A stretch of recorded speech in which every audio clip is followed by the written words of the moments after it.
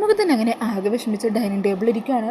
സ്വപ്നം പറഞ്ഞ ഓരോ വാക്കുകൾ ഓർത്ത് സങ്കടപ്പെട്ടിരിക്കുമ്പോഴായിരിക്കും ജോലിയൊക്കെ കഴിഞ്ഞ് ഗൗരിയമ്മ അങ്ങോട്ടേക്ക് എത്തുന്നത്. അങ്ങനെ അമ്മ എത്തിയ ഒച്ച കേൾക്കുന്നതും മുഖന്ന് കണ്ണൊക്കെ തുടച്ച് സന്തോഷം അഭിനയിച്ചോടെ നിൽക്കുമായിരിക്കും കേട്ടോ. അന്നേരം അമ്മ അങ്ങോട്ടേക്ക് വേഗം വരുവാണ്. എന്നിട്ട് പറയണേ, മോനെ ഇന്ന് വർക്ക് ചെയ്യാൻ കുറച്ച് ലേറ്റായിപ്പോയി. എന്താടാ നിനക്കെന്നോടുള്ള പിണക്കൊന്നും മാറിയില്ലേ? ഞാൻ അതൊക്കെ അങ്ങ് വിട്ടു കളയടാ. അമ്മമാരുടെ ഓരോ ടെൻഷൻ വെച്ച് മക്കളുടെ ജീവിതം ഒരിക്കലും നശിച്ചു പോകരുതെന്നും അവരുടെ ജീവിതത്തിൽ ഒരു തെറ്റും പറ്റരുതെന്നുള്ള അമിതമായിട്ടുള്ള ആകാംക്ഷ ഉത്കണ്ഠമൊക്കെ കൊണ്ട് അമ്മ അങ്ങനെ പറഞ്ഞു പോയതാ. പിന്നീട് ആലോചിച്ചപ്പോൾ അത് ശരിയല്ലെന്ന് എനിക്കും തോന്നി. നിന്റെ സന്തോഷമല്ലേ ഈ അമ്മയുടെ സന്തോഷം. നിനക്ക് അവളോട് എത്ര ഇഷ്ടമുണ്ടെന്ന് അമ്മക്കറിയാം. അതുകൊണ്ട് തന്നെ അവളുടെ തെറ്റുകൾ നീ ക്ഷമിക്കാൻ തയ്യാറാവുന്നുണ്ട്. പിന്നെ എനിക്കാണ് കുഴപ്പം. നീ വിഷമിക്കണ്ടടാ. നിന്റെ സ്വപ്നയുടെയും കാര്യം ഞാൻ തന്നെ ഗിരിയോട് സംസാരിക്കാം. ഞാൻ പറഞ്ഞു കഴിഞ്ഞാൽ ഗിരിക്കത് തള്ളിക്കളയാനായിട്ടാവില്ല. അവരെ കൊണ്ട് എത്രയും പെട്ടെന്ന് തന്നെ വിവാഹത്തിന് സമ്മതിപ്പിക്കാം. എന്താ നിനക്ക് സന്തോഷമില്ലേ? ഈ സമയം ഇതെല്ലാം കേട്ട് മുഖത്തും പൊട്ടിക്കരയുക. അമ്മേ, സ്വപ്ന ഇന്നിവിടെ വന്നത് എന്നെയുമായിട്ടുള്ള എല്ലാ ബന്ധങ്ങളും ഉപേക്ഷിച്ചു എന്ന് പറയാനാ. ഞാനും അവളും തമ്മിൽ അയച്ച ടെക്സ്റ്റ് മെസ്സേജുകളും ഫോട്ടോസൊക്കെ ഡിലീറ്റ് ചെയ്യാൻ പറയാനാ അവൾ എന്നെ കാണാൻ വന്നത്. അമ്മ പറഞ്ഞതെല്ലാം സത്യമായിരുന്നു. അമ്മ പറഞ്ഞതുപോലെ അവൾ കാശിന് വേണ്ടിയുള്ളൊരു ATM ആയിട്ട് മാത്രമേ എന്നെ കണ്ടിട്ടുള്ളൂ. അന്നേരം അതൊക്കെ കേട്ടിട്ട് ഗൗരിയമ്മ പറയണേ, അത് ശരി, നിന്നേക്കാൾ പണമുള്ള സഞ്ജുവിനെ ഇപ്പോൾ അവൾക്ക് കിട്ടിയല്ലോ. അപ്പോൾ അവൾക്ക് തോന്നിക്കാണും നീ അവൾക്ക് പറ്റില്ല എന്നുള്ളത്. എന്താണെങ്കിലും അവളുടെ തനിസ്വരൂപം നിനക്ക് മനസ്സിലായല്ലോ. ഈ സമയം മുകുന്ദൻ സങ്കടത്തോട് പറയണേ, ഞാനൊരു തോൽവിയാണെന്ന് അവൾ പറഞ്ഞമ്മേ. അതേക്ക് നാം ഗൗരിയമ്മക്ക് ദേഷ്യം വരിക. എന്ത്, നിന്നെക്കുറിച്ച് അങ്ങനെ പറഞ്ഞെന്നോ? അവളങ്ങ് വിടാൻ പറ്റില്ലല്ലോ. ഇപ്പം തന്നെ ആ വീട്ടിൽ കയറി 2 വാക്ക് പറയണോ എനിക്ക് അവളോട്? അതൊന്നും വേണ്ടമ്മേ. എന്തിനാ വെറുതെ ഇനി ഇതൊക്കെ ഗിരിയെയും അവൻ്റെ അമ്മയൊക്കെ അറിയിക്കുന്നത്? എന്താണെങ്കിലും അവൾ എന്താണെന്നും അവളുടെ സ്വഭാവം എന്താണെന്നും എനിക്ക് മനസ്സിലായല്ലോ. അതുപോരെ. അന്നേരം ഗൗരിയമ്മ പറയണേ, അത് പറ്റില്ല. ഗിരി അറിയട്ടെ അവൻ്റെ പെങ്ങളുടെ തനി സ്വഭാവം എന്താണെന്ന്. അതറിഞ്ഞ അവൻ തന്നെ അവളുടെ കൈയും കാലും തല്ലിയൊടിച്ചൊരു മൂലക്കിരുത്തിക്കോളും. അന്നേരം മുകുന്ദൻ സങ്കടത്തോട് പറയണേ, വേണ്ടമ്മേ, ഒന്നും വേണ്ട. ഞാനായിട്ട് ഇനി ഒരു പ്രശ്നം ഉണ്ടാക്കുന്നില്ല. എനിക്ക് മതിയായി. ജീവിതത്തിൽ ആദ്യമായിട്ട് പണമില്ലാത്തത് വലിയൊരു കുറവാണെന്ന് ഞാൻ തിരിച്ചറിഞ്ഞമ്മേ. അങ്ങനെ പറഞ്ഞ സങ്കടത്തോടെ മുകുന്ദൻ്റെ റൂമിലേക്ക് പോകുവാണ്. മുകുന്ദൻ്റെ ഈ അവസ്ഥ കാണുമ്പോൾ ഗൗരിയമ്മക്കും വല്ലാതെ സങ്കടമൊന്നുണ്ട്. പിന്നീട് കാണിക്കുന്നത് ഗിരിയുടെ റൂമാണ്. ഗിരി ഇങ്ങനെ റൂമിൽ ബെഡിലിങ്ങനെ ഓരോ കാര്യങ്ങൾ ആലോചിച്ചിരിക്കുമായിരിക്കും. ആ സമയത്തായിരിക്കും കേട്ടോ മഞ്ജു കുളിയൊക്കെ കഴിഞ്ഞ് റൂമിന് പുറത്തേക്ക് ഇറങ്ങി വരുന്നത്. ഈ സമയം ഗിരി മഞ്ജുവിനെ തന്നെ കണ്ണെടുക്കാതെ നോക്കിക്കൊണ്ടിരിക്കുവാണ്. അത് കാണുന്ന മഞ്ജു ചോദിക്കണേ, എന്തിനാ ഇങ്ങനെ നോക്കുന്നത്? അന്നേരം ഗിരി ചോദിക്കണേ, എന്താ നോക്കിക്കൂടെ? നീ എൻ്റെ ഭാര്യയല്ലേ. ഒരു ഭാര്യനെ ഭർത്താവിന് നോക്കാൻ പാടില്ല എന്നൊന്നും ഭരണഘടനയിൽ എഴുതിയിട്ടില്ലല്ലോ. മഞ്ജു, നീ പറഞ്ഞതൊക്കെ ശരിയാ. എനിക്ക് പെണ്ണുങ്ങളോടൊക്കൊന്നും മര്യാദക്ക് 2 വാക്ക് സംസാരിക്കാൻ അറിയില്ല. ഞാനിതുവരെ ആരെയും പ്രേമിച്ചിട്ടൊന്നുമില്ല. അതിനുള്ള സാഹചര്യമൊന്നും അല്ലായിരുന്നു എനിക്ക്. നിന്നെപ്പോലെ ഞാൻ കോളേജിലൊന്നും പഠിച്ചിട്ടില്ല. വീട്ടിൽ അച്ഛൻ മരിച്ചതോടെ കുടുംബത്തിന് മുഴുവൻ ഉത്തരവാദിത്വം ഏറ്റെടുക്കേണ്ടി വന്നു. അതുകൊണ്ട് തന്നെ ചെറിയ പ്രായത്തിൽ തന്നെ എൻ്റെ ഈ കുടുംബം നല്ല നിലയിലെത്തിക്കാനുള്ള കഷ്ടപ്പാടായിരുന്നു. അതിനിടയിൽ പ്രണയവും സ്നേഹമൊന്നും എൻ്റെ ജീവിതത്തിൽ ഉണ്ടായിട്ടില്ല.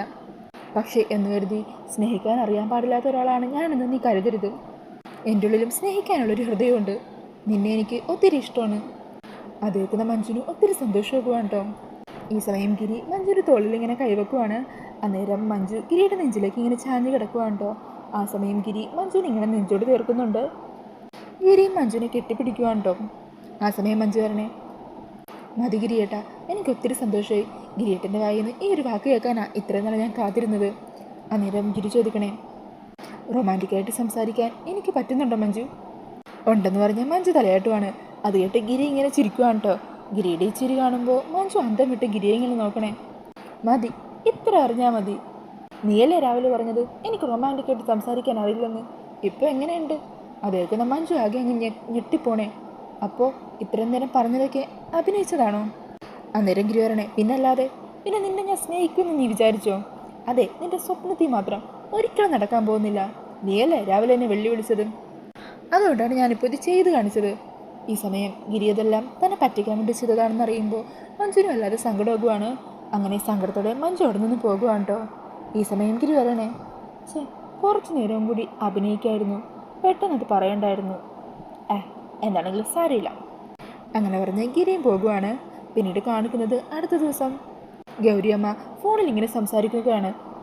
നിങ്ങളോട് ഞാൻ ഇന്നലെ തന്നെ പറഞ്ഞതല്ലേ വണ്ടി അയക്കണ്ടെന്ന്. ഇന്ന് ഞാൻ വരുന്നില്ല. ഇന്നെനിക്ക് വീട്ടിൽ നിൽക്കേണ്ട ചില അത്യാവശ്യങ്ങളൊക്കെ ഉണ്ട്. ഞാൻ ഇന്നലെ തന്നെ പറഞ്ഞതല്ലേ, പിന്നെ നിൽക്കുന്ന ഒരു ബോധമില്ലേ എന്നൊക്കെ പറഞ്ഞ് ഫോണിലിങ്ങനെ അവിടുത്തെ സീരിയലിലെ ആൾക്കാരോട് ദേഷ്യപ്പെടുവാണ്. ഈ സമയം മുകുന്ദൻ അങ്ങോട്ടേക്ക് വരുന്നുണ്ട്. എന്നിട്ട് മുകുന്ദൻ കാര്യം എന്താണെന്ന് ചോദിക്കുക. അന്നേരം ഗൗരിയമ്മ പറയണേ, ഇന്ന് ഞാൻ ലീവാണെന്ന് പറഞ്ഞതാ, അപ്പോൾ ദാ അവർ വണ്ടി അയച്ചിരിക്കുന്നു എന്ന്. ഞാനെന്താണെങ്കിലും ഒന്നും കൂടി വേണ്ടെന്ന് പറയാൻ പോകുക. ഇന്ന് ഞാൻ നിൻ്റെ കൂടെ പുറത്തുനിന്ന് പോകണമെന്ന് വിചാരിച്ചതാ. നമുക്ക് തിയേറ്ററിലൊക്കെ പോയി ഒരു സിനിമയൊക്കെ കണ്ട് പുറത്തുനിന്ന് ഭക്ഷണം കഴിച്ചിട്ടൊക്കെ വരാം. അന്നേരം മുകുന്ദൻ ചിരിച്ചുകൊണ്ട് പറയണേ, അമ്മ എന്താ വിചാരിച്ചത്? പ്രണയ ഒരു വർഷം കൊണ്ട് ഞാൻ വീട്ടിൽ തന്നെ കുത്തിയിരുന്ന് പോകുമെന്നോ? എനിക്കിപ്പോൾ ഒരു പ്രശ്നമില്ലമ്മേ, ഞാൻ ഓക്കെയാണ്. അമ്മ വെറുതെ ജോലിക്ക് പോവാതിരിക്കണ്ട. അമ്മ ചെല്ല്, അവരെന്താണെങ്കിലും വണ്ടി അയക്കുമല്ലോ. അല്ലെങ്കിൽ അമ്മയുടെ സീരിയലിലെ ഫാൻസൊക്കെ എന്നെ ശപിക്കും. അതുകൊണ്ട് മടി പിടിച്ചുകൊണ്ട് ഇരിക്കാൻ നോക്കണ്ട, വേഗം ചെന്ന് റെഡി ആയിക്കേ. അങ്ങനെ സീരിയലിൽ നിന്നുള്ള വണ്ടി വരുവാണ്. അങ്ങനെ അതിൽ കയറ്റി അമ്മയെ പറഞ്ഞു വിടുവാണ് കേട്ടോ മുകുന്ദൻ. പിന്നീട് മുകുന്ദൻ ഫോണെടുത്ത് അതിൽ ക്യാമറ ഓൺ ആക്കുവാണ്. എന്നിട്ട് പറയണേ, ഞാൻ ആത്മഹത്യക്ക് ശ്രമിക്കുന്നത് എന്ന് പറഞ്ഞിട്ട് മുകുന്ദൻ ഇങ്ങനെ ഒരു നിമിഷം ആലോചിക്കണേ. എന്നിട്ട് പറയണേ, വേണ്ട, എന്തിനാ അവളുടെ പേര് വെറുതെ വലിച്ചു വെക്കുന്നതും, വെറുതെ അവളുടെ ജീവിതവും കൂടി നശിപ്പിക്കണ്ട. അങ്ങനെ പറഞ്ഞ് ആ ഒരു ക്യാമറയിൽ എടുത്ത വീഡിയോ സ്റ്റോപ്പ് ആയുവാണ്. എന്നിട്ട് മുകുന്ദൻ സ്വപ്നം പറഞ്ഞ ആ വാക്കുകൾ വീണ്ടും ഓർക്കുവാണ്. അങ്ങനെ സങ്കടം വന്ന മുകുന്ദൻ ബ്ലേഡ് എടുത്ത് കൈ മുറിക്കുവാണ് കേട്ടോ. പിന്നീട് കാണിക്കുന്നത് മുകുന്ദൻ്റെ വീട്ടിലേക്ക് ഡെലിവറി ചെയ്യാനുള്ള ഐറ്റവുമായിട്ട് എത്തുന്ന മഹിമേനെയാണ്. അങ്ങനെ മഹിമ വന്ന് കോളിംഗ് ബെൽ അടിക്കുവാണ് കേട്ടോ. ആരും ഡോർ തുറക്കാത്തത് കാണുമ്പോൾ മഹിമ വക്കീലിൻ്റെ ഫോണിലേക്ക് വിളിച്ചു നോക്കുവാണ്. ആ സമയം ഫോൺ അകത്തുനിന്ന് അടിക്കുന്നത് മഹിമ കാണുന്നുണ്ട് കേട്ടോ. അന്നേരം മഹിമ പറയണേ, വക്കീലുണ്ടല്ലോ, പിന്നെന്താ വരാത്തത് എന്ന് പറഞ്ഞ് വീണ്ടും ബെല്ലടിക്കുക. ഈ സമയം മുകുന്ദൻ അങ്ങോട്ടേക്ക് ചെല്ലുന്നുണ്ട്. അപ്പോൾ കൈ ഇങ്ങനെ ബാക്കിൽ മറച്ചു പിടിച്ചിട്ടാണ് കേട്ടോ മുകുന്ദൻ ഡോർ തുറക്കുന്നത്. ആ മഹിമയോ, എന്താ എന്താ ഇവിടെ? അന്നേരം മഹിമ പറയണേ, അമ്മ ഓർഡർ ചെയ്ത ഒരു പാഴ്സൽ ഉണ്ടായിരുന്നു, അത് വന്നിട്ടുണ്ട്. ആണോ, എന്നാൽ ഇങ്ങത്താ, ഞാൻ ഒപ്പിട്ടോളാം എന്ന് പറഞ്ഞ് വക്കീൽ അതിലൊപ്പൊക്കെ ഇടുവാണ് കേട്ടോ. ഈ സമയത്തൊക്കെ മുകുന്ദൻ്റെ മുഖം വല്ലാതെ തളരുന്ന പോലെയൊക്കെ ഉണ്ട്. അപ്പം മുകുന്ദൻ്റെ ഈ ഭാവമാറ്റമൊക്കെ മഹിമ ശ്രദ്ധിക്കുന്നുണ്ട് കേട്ടോ. എന്നിട്ട് മഹിമ ചോദിക്കണേ, എന്തു പറ്റി വക്കീല്? എന്താ എന്നെ പറഞ്ഞുവിടാൻ വല്ലാത്തൊരു തിടുക്കം പോലെ? ഒന്നുമില്ല. എന്നാൽ ശരി വക്കീലേ, ഇതാ ഞാൻ പോകുവാണേ. അങ്ങനെ പറഞ്ഞ് മഹിമ സ്കൂട്ടി കയറുവാണ്. പോകുന്നതിന് മുമ്പ് വക്കീലിനെ ഒന്നുകൂടി നോക്കുന്നുണ്ട് കേട്ടോ. അങ്ങനെ മഹിമ സ്കൂട്ടി എടുത്ത് അവിടെ നിന്നും പോകുവാണ്.